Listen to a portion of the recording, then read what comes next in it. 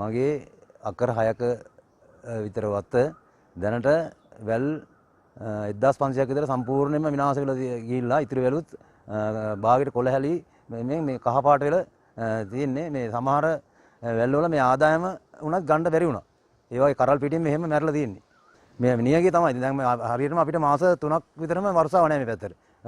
බොණ්ඩ පව වතුර අපි අපේ ඔය මගේ ත්‍රිවිල් එක තියෙනවා. ත්‍රිවිල් එකෙන් කෑන් අරන් ගිහලා කිලෝමීටර 6-7ක් දුර ඉඳලා තමයි මේ වතුර අපි මේ පානීය ජලය උනා ගේන්නේ. නාන්න ඒ තරම් දුර අපි යනවා. මේකයි ඉතින් අපිට දැන් අපේ දරුවන්ගේ අධ්‍යාපන කටයුතු වල හැම දෙයක්ම අපි මේවා කරේ. අපි කෑවේවි අපිට කුඹුරු නැහැ, ගොඩ ඉඩම් විතරයි තියෙන්නේ. මඩ කියලා ඉඩම් නැහැ. මඩ තිබුණ එකත් දිත්වායකට යට වුණා, විසල් දෙකක් තිබුණ කුඹුරු සම්පූර්ණයෙන්ම යට වුණා. මේ අවුරුද්දේ ඉඳලා ඉතින් ඒකත් අපිට නැතු යනවා.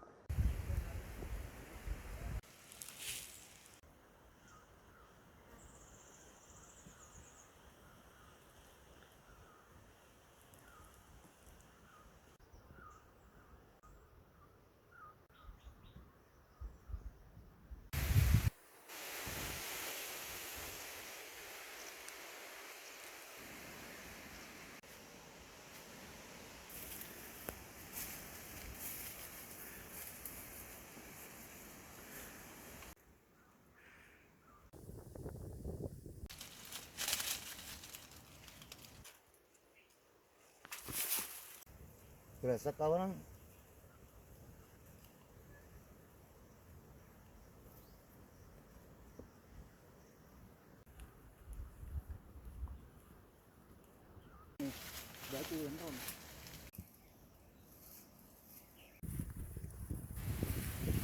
ගම්මැලිසල් 50ක් විතර මැරිලා.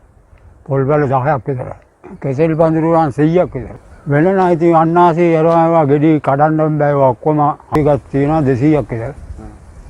මේව වෙල තිබුණා නම් අපි මේව හදන්නේ නැහනේ. ඉස්සර වැස්ස හොඳට තිබුණානේ. දැන් වැස්ස නැහැ.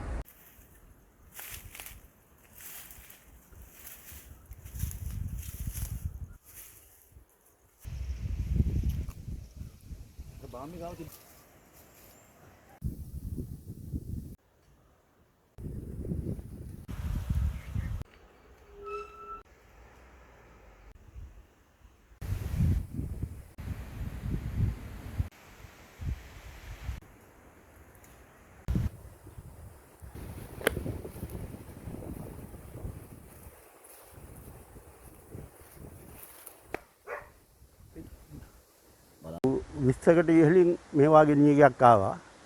ඊට පස්සේ මේ පාර තමයි මේ නියගය ආවේ. ඒ ඇවිල්ලා තමයි මේ විදිහටම දැන් අවුරුදු 20කට විතර උඩදී මරුණා. ඊට පස්සේ නැවත හදලා තමයි මේවා තියෙන්නේ. මේ නියගෙන් ගොඩාක්ම අලාපාල වුණා. ගම්මිස් වත්ත මේ විනාශ වෙලා ගියා නියගෙන්. ගොඩාක් කාලෙකින් මේ වගේ නියගයක් ඇති වුණේ. අපි මේකෙන් තමයි ඇත්තම කියනවා ජීවත් වුණේ කීයක් හරි ඇල්ල. දැන් අපිට ජීවත් වෙන්න මාර්ගයක් නැහැ. වත්තේ තිබ්බ ගම්මිස් ටිකත් ඔක්කොම මැරලා ගියා. මේ ගොඩාක්ම මැරලා තියෙන්නේ. වත්ත විනාශ වෙලා තියෙන්නේ.